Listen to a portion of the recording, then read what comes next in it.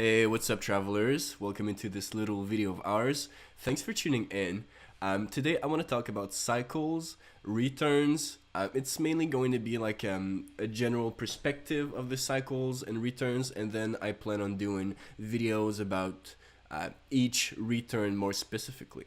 So, what's a return? First of all, you gotta know that like your birth chart is actually a map of the sky at the moment of birth.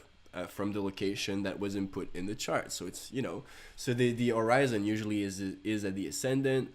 The MC is the middle of the sky. It's pretty much the northern point. And you got the descendant is the western side, and every planet has a position in the sky, right?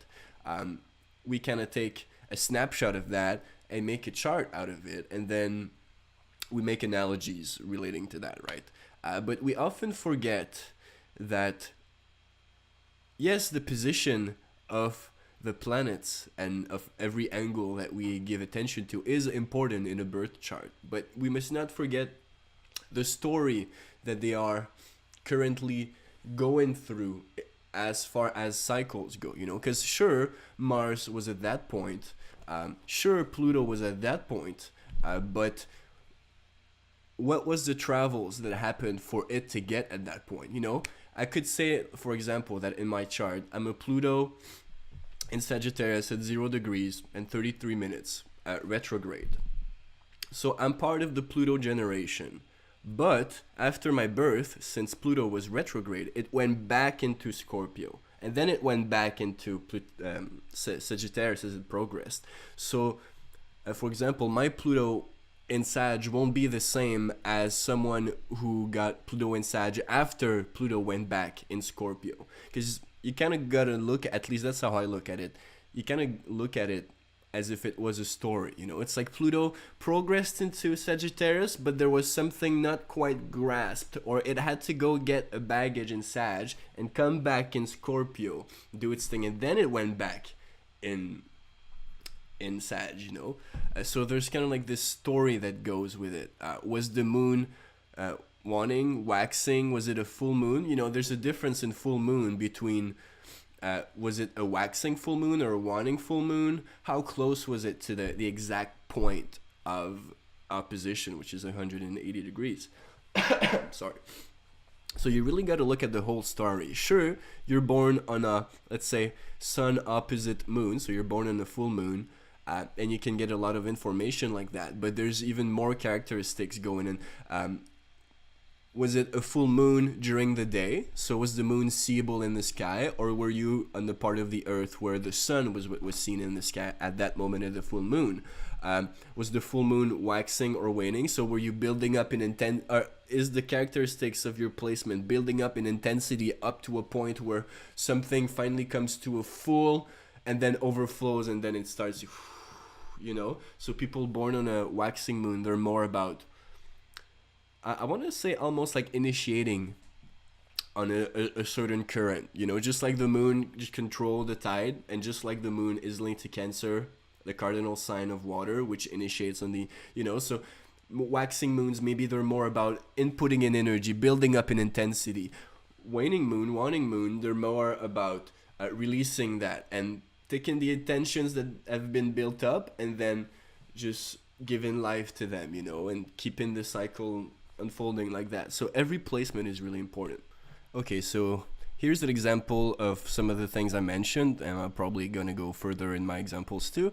Okay, so you could see here that on this day, back on the last day of like December, second to last day of December, 94, Mars had progressed in Virgo, right? So this people born on this day, it's like their Mars would have understood the energy of Leo because it actually got into Virgo. So its actual lesson now might be one more of service, communicating the intents, making sure that, the logistics of things are well operated because of Mars in Virgo. And it links the critical mind to the actual way of doing things, of getting shit done that Mars is. And, it comes after Leo. So it's, people would be born there having understood the energy of Leo. They're at Virgo right now. But if you're looking and you actually progress the days, so December 31st, we're in 95 right now, you would see that Mars goes and is stationary a few days after, because we're, as a spaceship, as the planet is moving forward, we're kind of like passing Mars, just like you would be on the road when you're going faster than a car, and it looks like the other car is actually rolling backwards, but it's just because you're going faster. It's the same thing in the sky when the planet is retrograde. Well, it starts looking stationary there, and then when we go, actually Mars, it just retrogrades back in Leo. So my theory is that this Mars in Leo retrograde that had been in Virgo, it's like this Mars in Leo is not the same as a Mars in Leo that just got from Cancer. Because this Mars in Leo, the story of Mars as far as the cycle goes, he got to Virgo, but he had to go back to the energy of Leo for a reason or another. I like to think we experience to learn, but for a reason or another, the energy had to go back to Leo. So then you look back like that. And at the same time, I would like you to look at, let me just go back a little bit, back to, okay, so we're back to 94. Look at Pluto here, right? Pluto is at the end of Scorpio, it steps into Sagittarius, and then as we progress the days, Mars just goes back, at one point Pluto starts to be retrograde. So this Pluto is going to go back into Scorpio, and then Mars starts being forward again, and the story goes on like that, you know.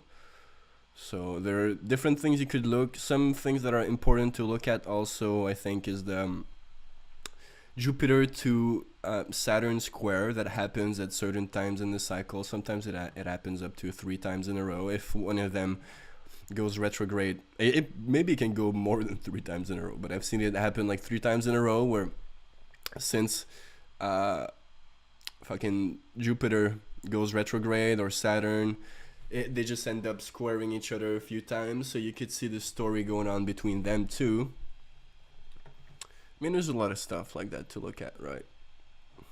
I feel like this is gonna be the video, and then I'm gonna approach every planet and their returns, what it means for the return. Let's say a Mercury return, or like, you know, I'm not necessarily someone who's lived every one of my returns. I'm not even at my first fucking Saturn return yet, but I've studied for enough years to tell you my observations for the few returns that I've had and what I think a Saturn return means.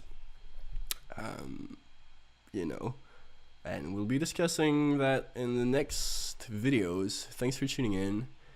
Tuning out.